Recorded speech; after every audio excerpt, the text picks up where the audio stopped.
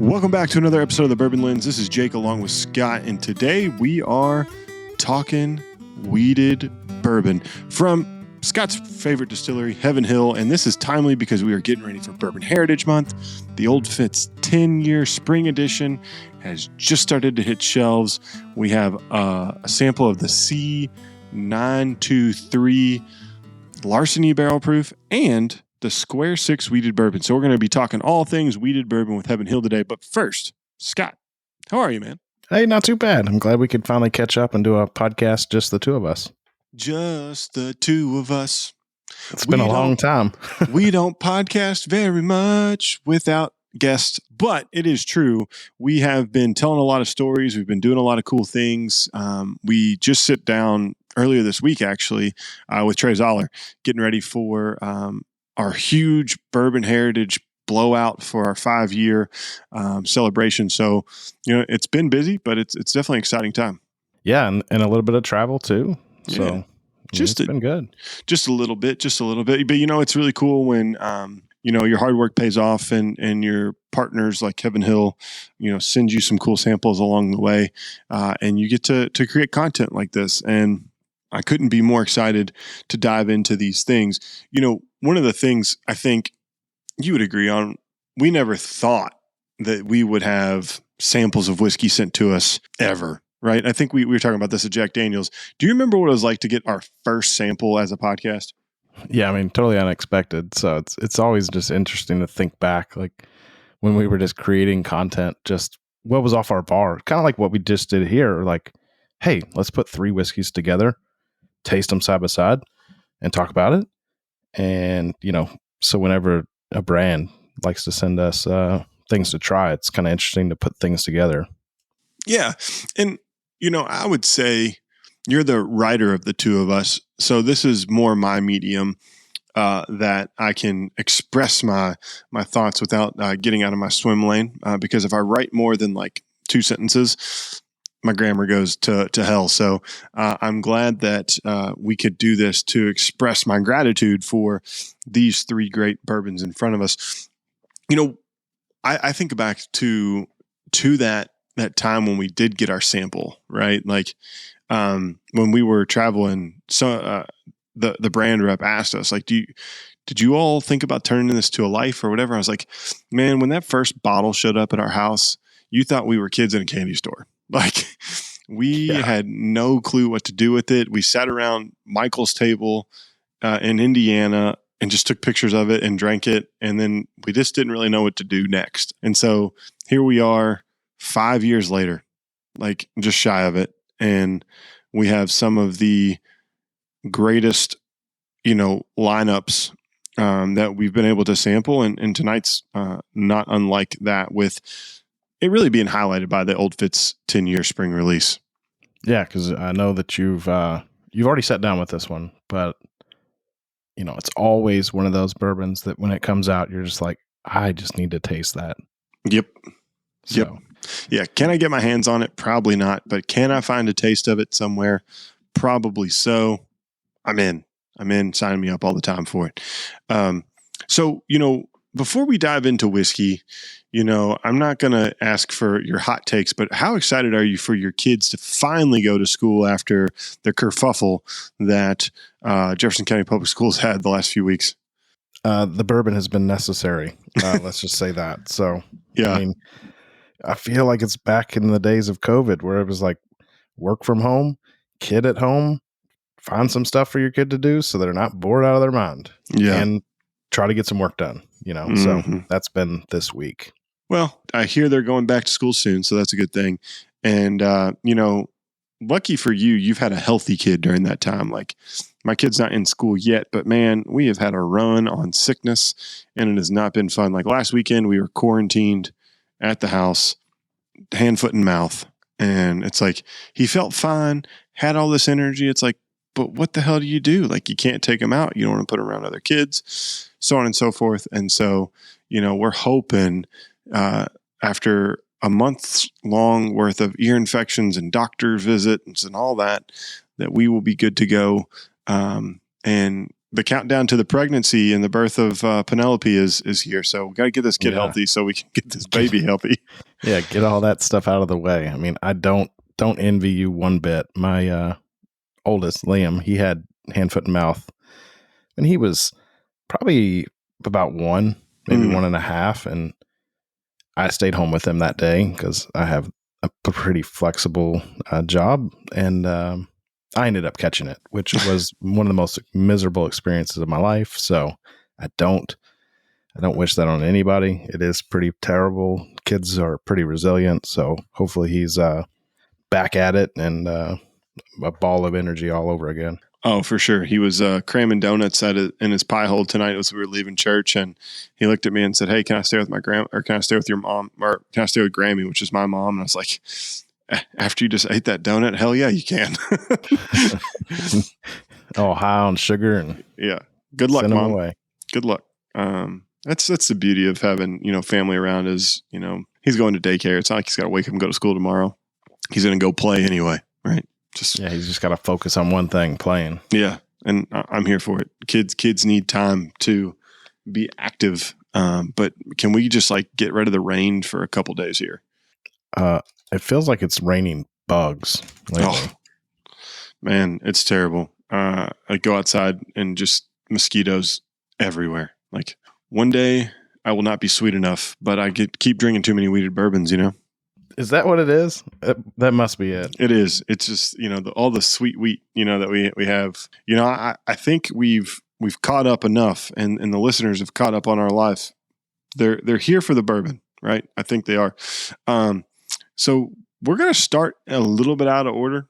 We're going to, because we could go by proof, we're not. We're going to go by the most interesting distillate of the bunch here, which is Square 6. Which contains some of the wheated mash bill of an Old Fitz, but also contains another part. So, Scott, you are a resident Heaven Hill expert. Just because I have the card in front of me. You do have the card in front of you. And, you and Bernie Lovers are like the two most bottled and bond people I know. You just haven't got it tatted yet. So, tell the listeners a little bit about the Square 6 wheated bourbon at 105 proof. Yeah, so this is one of the whiskeys that's distilled downtown Louisville. If you've been downtown, you'll see the Evan Williams Bourbon Experience. So it's kind of like their experimental small-scale distillery. This one uses a little bit of the Old Fitz recipe, which I believe is just called OFD in Heaven Hill speak, Old Fitz Distillate. Is that what we remember? I remember Connor saying that. Yeah. So OFD, which is their high wheat mash bill, I guess you could say. It's 20% wheat, 68% corn, and then whatever 12% malted barley remaining. So it's partially that, but then it's another high corn mash bill, which is 74% corn, 16% wheat, and 10% barley. So it's probably just part of their experimentation that they had two of these distillates that or had come off the still at some point in the history. And I think they just hit 5 years down there, 6 years maybe. Mm-hmm.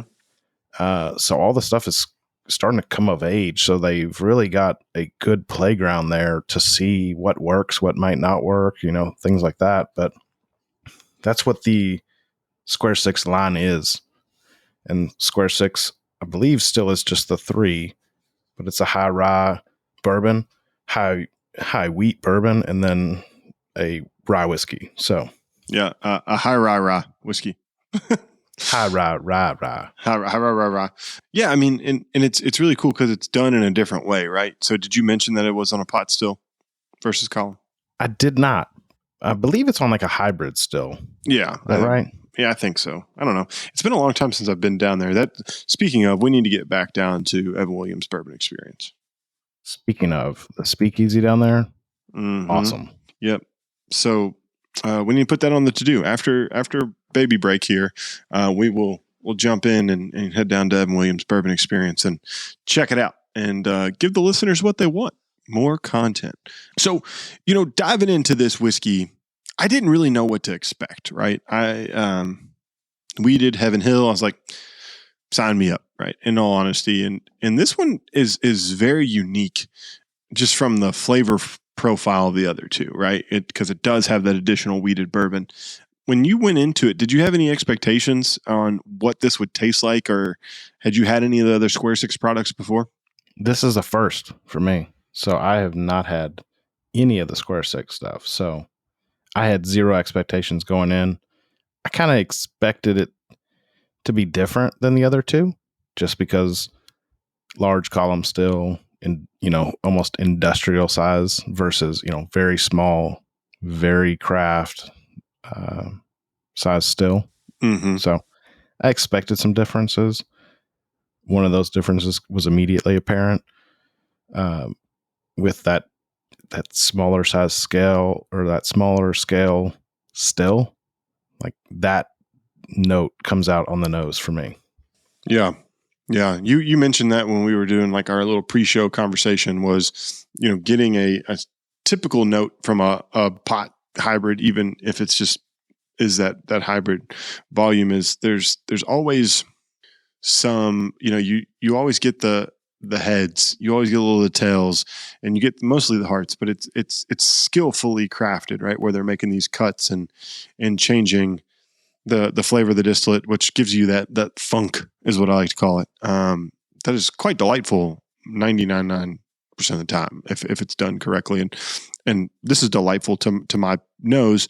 And it was the first time when in the Scarlet Shade podcast, and when a blender told me that they got acetone, and like it was a good acetone, right? Like it was a good congener that they got in there, and so like they were describing the astringency, and so like since that's been said, like it's not bad to say those tasting notes or nosing notes, and so I do get a little acetone on the front, but it does fade to like a bready characteristic with like walnuts and a little bit of, random fruits like dates, dried cherries, almost like a fruit cake, as we talked about prior to. What do you think? What are you getting here? It's sweet breads, like, and I know that sweet breads is some kind of weird food, but sweet space breads, like pumpkin bread, or like you said, like fruit cake or like Christmas cake or something like that. Mm-hmm. Like it's got a little cinnamon in it. It's got a doughy breadiness, but it's like fresh baked bread, like straight out of the oven, just like big waft of that. Mm-hmm. Yeah. But yeah, that pot still note is apparent on the nose, but then it kind of just fades away. Like I don't get a lot of that. I guess you could say kind of those congeners and things like come over on the palate to where they kind of like fight with your tongue. Yeah. Yep. No, I'm with you on that. And the other thing that is always, it seems to be there for me, is like a little hint of like orchard fruit in some way. So I do get like a real faint, like I'll say wisp, right? To use my cool adjectives that I learned from watching other people taste whiskey. Like a wisp of orchard fruit, like almost a pear, not an apple type note. So it's a delightful nose. It's just different than what you come to, expect with, the traditional Heaven Hill wheated bourbons. Yeah, absolutely. I was just thinking about this, calling back to another podcast. This kind of reminds me, this Evan Williams Square Six project reminds me of Method and Madness, right? Like how Middleton has scaled down to do creative solutions. So it's cool that these big players have like taken interest in craft whiskey. So like that was just something that just kind of popped into my head as we get in ready to talk about what it tastes like, is that, man, there's other people doing this too, which is pretty interesting. That world scale players are taking a forefront look at craft whiskey. That's a very interesting comparison. I didn't even think about that, but that was one of the ones that did like the chestnut cask. Yep. Yeah. Yeah. It just something that like kind of struck me. Like I was thinking about like Heaven Hill won Distiller of the Year in 2023. I know Middleton's won that previously. And so it's like these people, like these brands, these giant brands are doing some really cool stuff because they see the need to push the envelope from an innovation perspective. Well, and you've got to experiment. You got to try new things. And for Heaven Hill to stop their processes when, the scale and scope of their process, there's no way for them to do that. Like an experimental batch, if it goes bad, like that's, like 50 to 100 barrels of whiskey. I mean, I don't even know what the immediate translation would be, but they can't really just stop the still, stop the fermenters to be like, yeah, we're going to try something different today. So, especially because what they're doing is cranking out really good whiskey. And they're just putting it away for 6, 8, 10 years. Yeah. So, as we think about like that good whiskey, let's talk about this good whiskey right here in front of us from a profile perspective. So on the palate, what you getting? The one thing that hit me, like going back to the nose and then like taking a small sip, it was almost like I was expecting like cherry cola. Like, and then when you take the sip, obviously it's not carbonated, so it kind of tastes like a flat cherry cola. So you just get like the kind of the syrupiness. But that it also has like a lot of like vanilla to it as well. Yeah. So like cherry vanilla Coke, maybe. I don't know. There you go. I was about to say they have a product for that. The breadiness doesn't match up. Like that's what I was expecting, like that breadiness to carry through, but it's more those sweet notes that shine. The vanillas, the cherries, the little bit of the orchard fruit. That is what comes through. The raisin, a little bit of the nuttiness, but like that bready, weedy note doesn't shine on the palate like I thought it would. Yeah, I think like it's not grainy. Like it has. Do we know how old this is? I do not know. So I'm assuming it's like 4 or 5, somewhere around that age, but it's kind of got like a little tannic characteristic to it. Like you get a little bit of the oak drying, like red wine type drying effect. Yeah. I don't know. I mean, I just keep going back to the nose on this one. I think that the nose is probably the highlight for me. Yeah. I mean, that sounds weird for a whiskey that you just ultimately are going to drink, but like sometimes you just want to sit there and just smell the glass. Yeah. I mean, this one is definitely one of the ones where going back to it, it definitely gives you Christmassy holiday nose. Like that's very tasty. Yeah, I could see that. And when you said fruitcake earlier, I think that fits right in.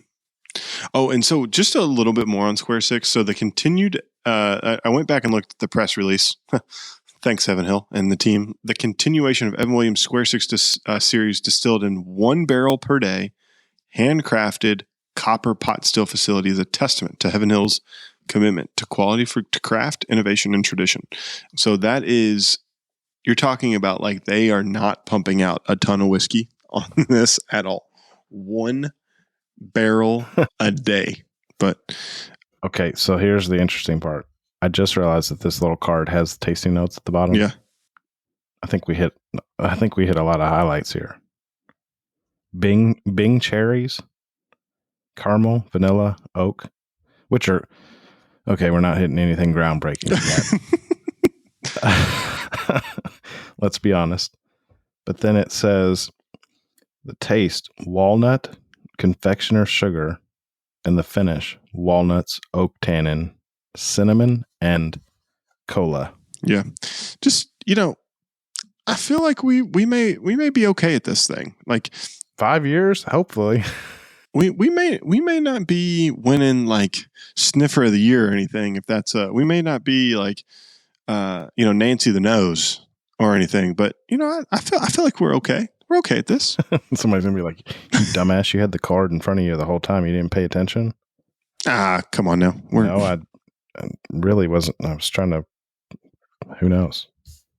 We got kids running around. We're just trying to enjoy. Okay, just trying to enjoy a good pour here, guys, and tell you a little bit about it. So all in all, as first Square Six experience, I'm pleasantly surprised, as well as super excited to dive into the high rye whiskey and the high rye bourbon now. Now, do we know if when you go to the bourbon experience downtown, are these the ones you're tasting? Or are we still tasting? Because I think the first time I went, which was years ago, you did a flight of Evan Williams. And I think if you did the Speakeasy tour, I think you got to taste the 12-year, the red label Evan Williams. I didn't, I can't remember. I know I've tasted the 12-year. I just can't remember if that's where it was. Well, I know there's some really cool opportunities to get some of the elusive Evan Williams bottles there, like the 12-year, the 23, the Master's Blend. But I do not know what is on the tour. But again, we got to go visit. That can be done. Heaven Hill, just nope. I will be reaching out to figure out how we make this happen. So thinking about making things happen, Heaven Hill's made it happen with the most gorgeous bottle in all of bourbon. And you can tell me it's not, and I'm going to tell you you're wrong. Old Fitz Decanter Series. Oh, yeah. Do you want to argue with me on if it's the most beautiful bottle in bourbon? Because I'm ready to go because I think it is. I'd have a hard time finding something else, but I will say when it sits on a bar and you, it's just like, what's in that bottle? I got to taste that. Yep. Need all of it. Every bit of it. And so Old Fitz 10 Spring Edition, I already sat down with it. You can find my full tasting notes on bourbonlens.com/Old Fitz 2022 spring release. I've already reviewed it, but Scott, you sat down with it last night and really getting into it tonight. So I'm going to let you kind of be the host here for this segment of the Old Fitz 10. For this segment. And back to you. Yeah, exactly. Oh, no. So it's interesting because last night I get a little bit different than what I'm getting tonight. But last night it was apple pie and cornbread. So it was like apple pie crust and warm cinnamon apples. But then you also had that cornbread sweetness that I love. And even for a 10-year, like people say like, oh, after a few years you get rid of corn. No, if it's made right, I'm going to get that it tastes like corn and not rye, right? I'm not going to get that it tastes like barley. You know, it's going to have that lingering corn sweetness to me. But then tonight on the nose, it's real light lemony vanilla. We talked about it before. Lemon custard, like a lemon custard filled donut. You know, you got custard and cream donuts, and then you got lemon filled, whatever the other ones are. Who knows? Boston cream, but it's just like lightly flavored. Yeah. You know, but it's like on the nose is what I'm getting. I literally, from my tasting note perspective, said this is the most dessert smelling on the nose as I've ever smelled a bourbon. Like, I thought it smelled like just vanilla and oak and lemon. Like, I just wanted every bit of dessert. Yeah, I just want to dive in. Yeah. Well, that's always the best part about a whiskey. It's like when you nose it and you're just like, I can't wait to drink this. Yep. You know, it's like, give me more, please. Thank you. Like, we've kind of been accustomed to like, okay, smell what you're going to drink, you know, smell what you're going to eat. That's just what we do. You know, even coffee, tea, whatever it is, you just got to, before you dive in, you just kind of got to smell it. Even water, sometimes you make sure it doesn't smell bad, right? Yeah. But then when it just smells amazing, you're just like, I can't wait to taste this. So, you know, I totally agree with you. It's very dessert-like on the nose. So, of course, I wanted to dive in and just jump right in, and it didn't disappoint. I mean, if I would have went in knowing that this was any other whiskey, I would have been like, hell yeah, I can't wait to try this too. But knowing that it's like a 10-year well-aged bourbon, I was expecting a lot, you know, high expectations, as one should, right? Limited release, 10-year bourbon, fancy ass decanter. We, you know, everybody wants it on their bar. So high expectations. I don't think it let me down. Not at all. I mean, no. The tasting note that jumped out of the glass to me was graham crackers. Like just, and I guess it's that weeded characteristic, but you know, you get a little bit of that grain, that Grammy, cinnamon, vanilla, you know, toasted I don't even know what, like baked cookie. So, yeah. I mean, I'm with you on that, man. And it's balanced by that rich, oaky, kind of leathery note that kind of you think of a 10-year with. So it's like, but that's an overpowering. It's like you get the sweetness of the vanilla graham cracker, like frosting type thing going on, balanced by the oaky, leathery kind of tannic notes that show up. And I just, man, it was everything I wanted it to be in a bourbon. Yeah, that sweet oak is definitely there. It's not that tannic oak, which, so the last one had a little bit of that, probably just due to age, not as well rounded. Yeah, edges were different because it was pot still versus column still. Yeah, just things like that. Yeah, but this one is, leather. I'm almost thinking like, I'm back to nosing it. I'm like, is that tobacco that I'm smelling? Like raisiny, I could get a little bit of that raisiny tobacco. It's like, did you ever hang tobacco? No, but my father used to chew tobacco, and that fermented, like, that's what I always think of as tobacco. Yeah. So I hung tobacco one time. It was enough for you. One time. And, when you're a tobacco hanger, you want, there's levels to it, right? Like either you get up at the top and it's really hot, but you miss the drippings. If you're on the bottom, you get all the drippings on you, right? So I was somewhere in between. And we hung tobacco, but it's like that wet tobacco, like fresh cut before it's been dried out to be sent off. Like that's what it smells like. Like if someone had like Copenhagen long cut, non-flavored, that's what this smells like. That's okay. Yeah. I mean, I'm thinking like Red Man. Yeah. Like a pouch of freaking Red Man. Like, what is that movie? The Sandlot. Oh yeah. I know it I know it wasn't Red Man, but that's what I always thought about when that. It's like this. That's why I avoided this stuff. I was like, I'm not puking. No, man, get on the spinner. Be bad news in a hurry. Bad news in a hurry. But yeah, I've always loved that smell. Like even like when I've got my humidor like opened and it's perfectly humidified in like controlled environment, and you just open it up and it's just like fresh tobacco. Love that. Yeah. Yeah. No, I'm with you.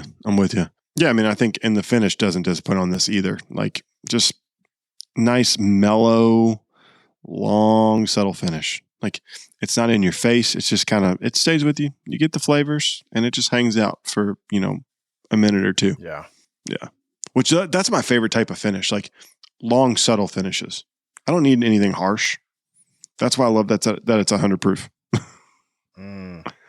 Yeah. I think, I don't think you really need like a 10-year plus 130, because who knows how hot these barrels got, I'm thinking they probably had to proof them down a substantial amount after 10 years of aging in those hot ass rick houses. But and there ain't no shade in where those rick houses are. Yeah. Zero.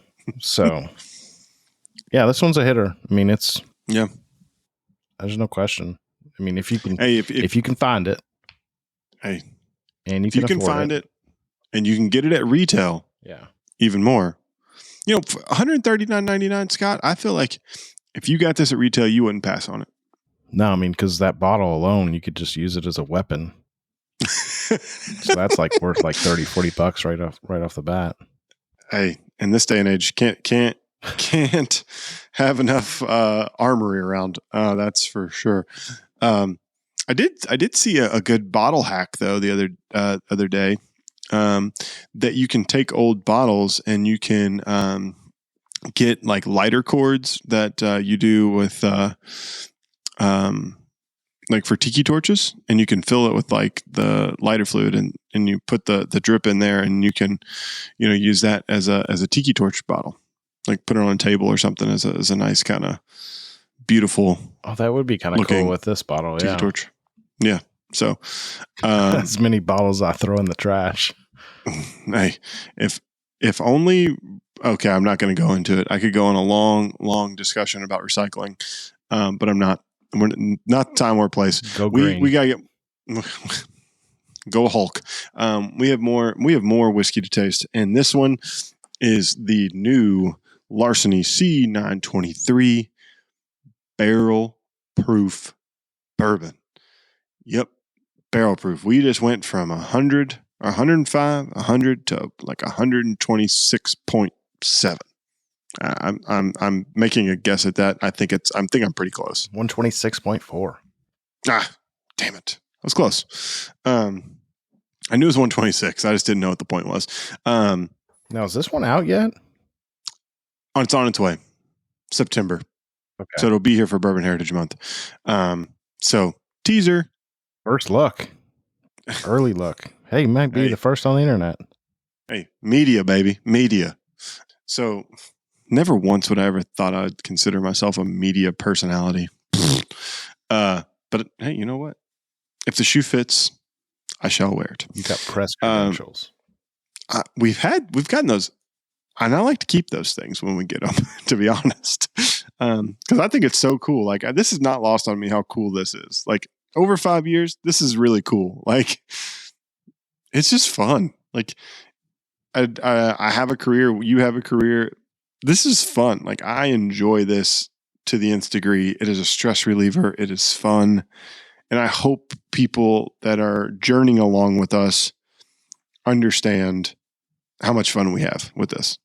Yeah, I mean, clearly we were very lucky. Obviously it takes a lot of hard work, and we worked our asses off to do this for 5 years. But, there's a lot of luck in there too about having the opportunity to do what we do. So, yeah, like going viral on Facebook, one time.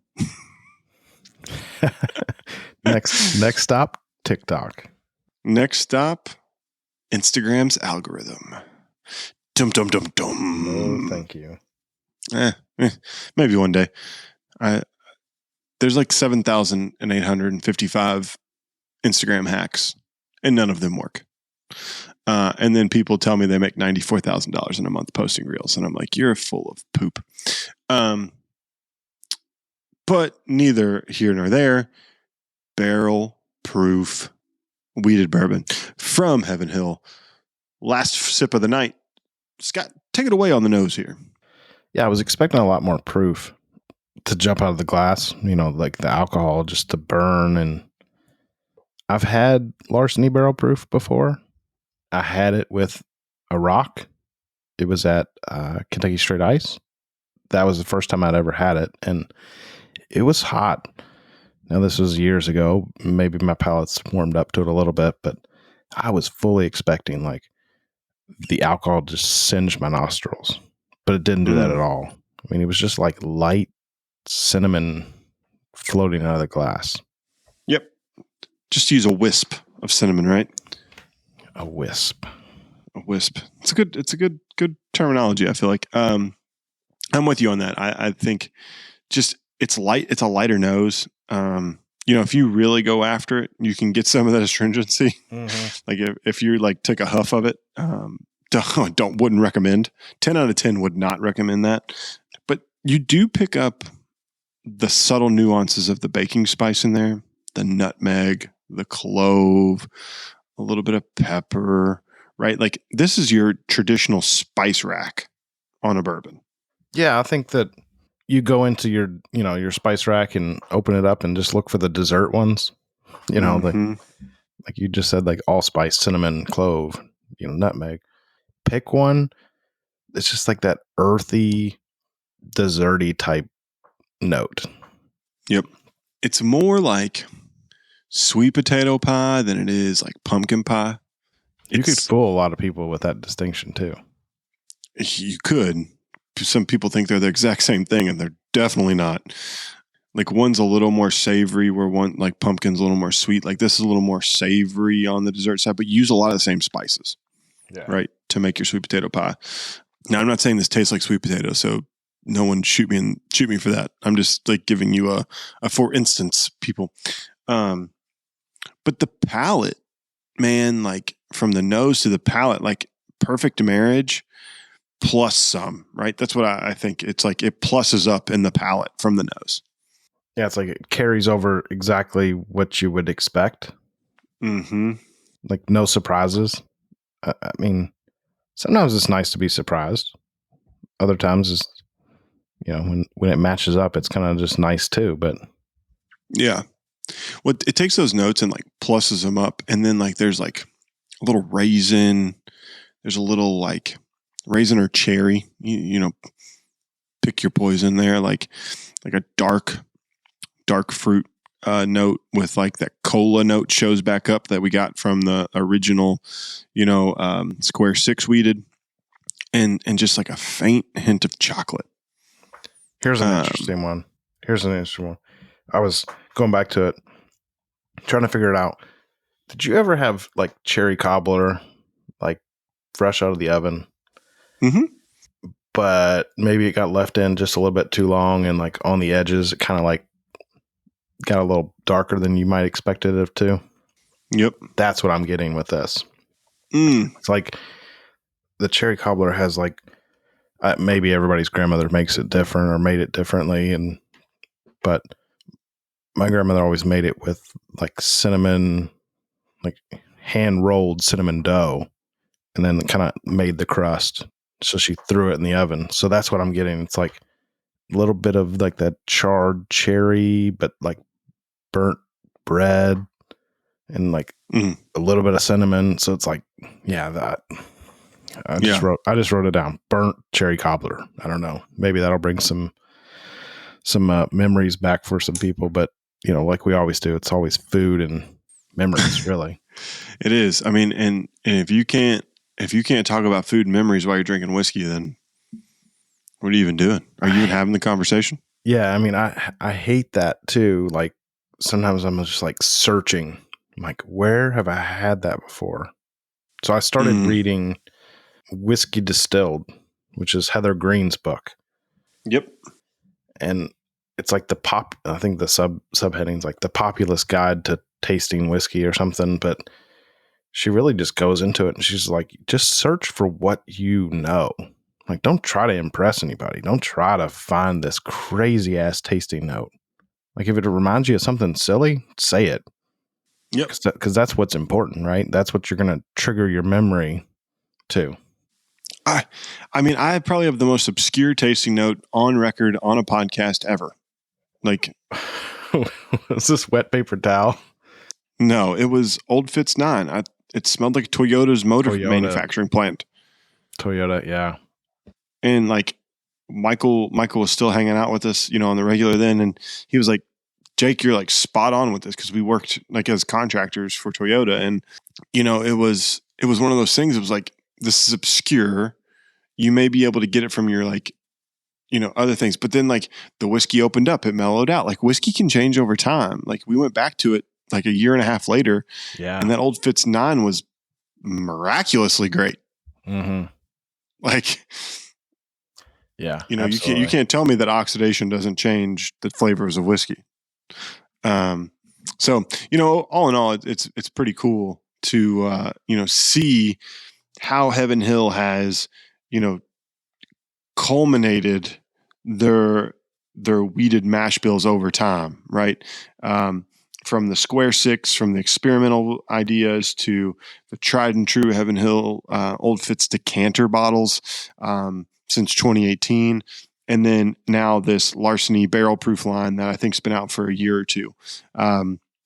So we always have to ask the question, Scott, 3 whiskeys in front of us. If you could take your hard-earned money, which bottle are you picking up? If I could find it, Old Fitz Bottled and Bond. I got a soft spot for it. Just like it was one of the first whiskeys we probably tried, like allocated whiskeys we tried on the podcast way back. I mean, it's Old Fitz. Like, I don't know how many bottles of Old Fitz, like 80 proof, I've picked up in the summertime. Old Fitz, the green label, Bottled and Bond, before they reincarnated this as like a luxury limited series. I mean, plus it's Bottled and Bond. It's 100 proof. Like, that's me.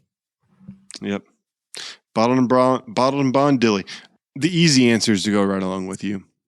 And that's the answer I'm going to go with. It's definitely Old Fitz 10, Bottled and Bond. The close second, surprisingly, would be the Square 6 because its uniqueness. I think it'd be fun in some cocktails. I think it'd be fun on a rock. I think it'd be versatile. But the answer is very simple for me. It's Old Fitz 10. Yeah. Not surprisingly. I'm sure everybody that's listening will be like, oh, of course. Yeah, but taters. I mean, it speaks to you and I, like, we're consistent 100 proof whiskey or bourbon drinkers. And I saved enough to go back and drink this one more time, probably, because I'm going to put this firmly in my top 10 whiskeys of the year category that I've gotten to try so far. So that one now competes with Michter's 10-year, as well as that's Jack Daniel's 12. Oh, man, look at you being an age whore. Sign me up. But I mean, those three right now, like, just to my palate, like, those are three really damn good whiskeys. And I'm going to throw another wheated bourbon in here that is in my top 10 so far. Holiday bourbon, soft red winter wheat, bottled and bond. You really love that one. Yeah. You really love that one.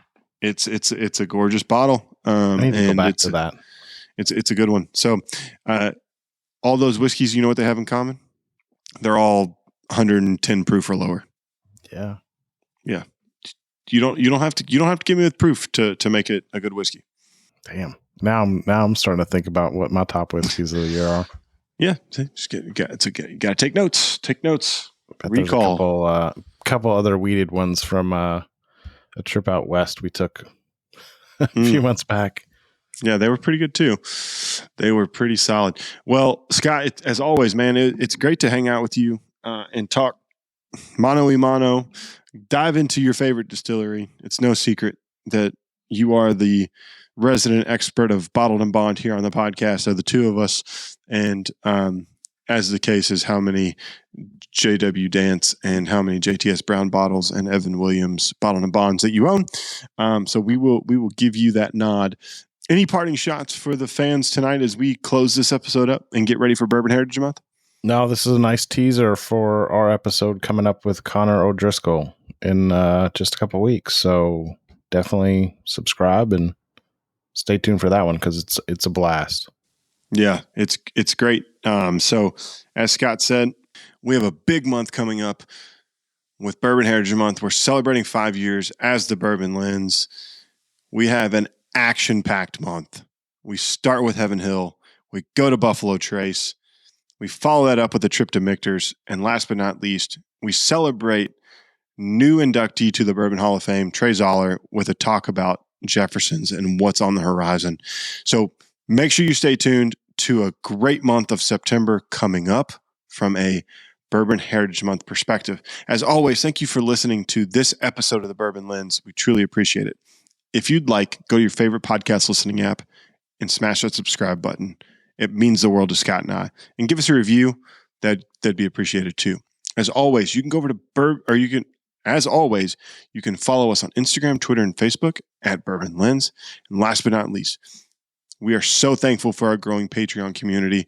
The team is awesome. It's a lot of fun. So if you're interested in joining that, go over to patreon.com/Bourbon Lens and join that community. We have great tasting events and a great community where you get to engage in our Discord and have great conversations. And until next time, cheers. Cheers, Jake.